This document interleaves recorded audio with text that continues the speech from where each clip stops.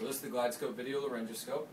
I'm going to walk you through a couple of the buttons here, how to use it, and then I'll walk you through the 4-step technique on how to intubate a patient. So first off, the main button, probably the only button you're really going to use, is this on button right here. It's the first one on the left. Press it one time and it's on. You're on in within 2 seconds. The next button over is there's a record button. So if I press that, I'm now recording. You have 40 minutes of record time, or 80 minutes of record time on the monitor itself.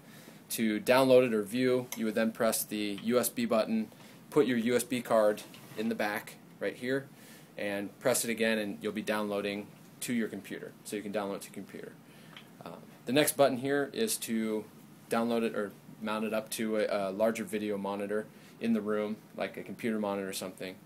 And then the last button over here, if you press it and hold it down for 3 seconds, it'll run you through a 4-minute video tutorial on technique. This Glidescope in particular has disposable covers, and they come in sizes of a 0, a 1, a 2, a 3, and a 4. Your 0, 1, and a 2 are going to fit on this small pediatric baton, like so.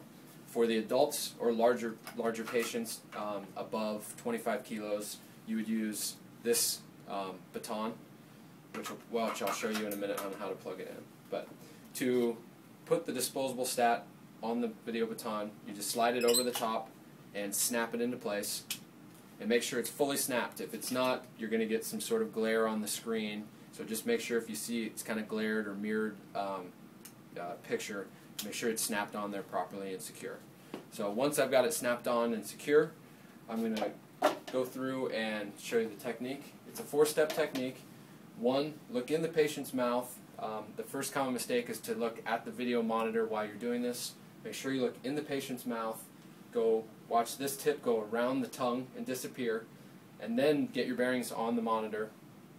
So right now I can see that there's the bottom of the arytenoids. I'm going to then, once I get the bottom of the arytenoids, I'm going to gently rock back.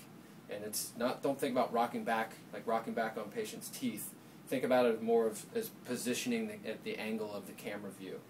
So once I get in there, I can boom, there's my cords. I would then take my stylet, or my tube, and a stylet. You're going to need a stylet that's got a curve similar to this, because you're no longer lifting up to get a direct line of sight. You're using this curve of the camera to see around the corner. So you're going to need something with a curve to get around the corner to mirror that angle.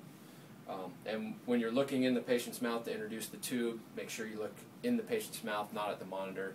You don't want to be poking around with the stylet without view, and it can make it hung up on something. So once you're done, you're going to squeeze the front and the back with your fingers and then pull off slightly.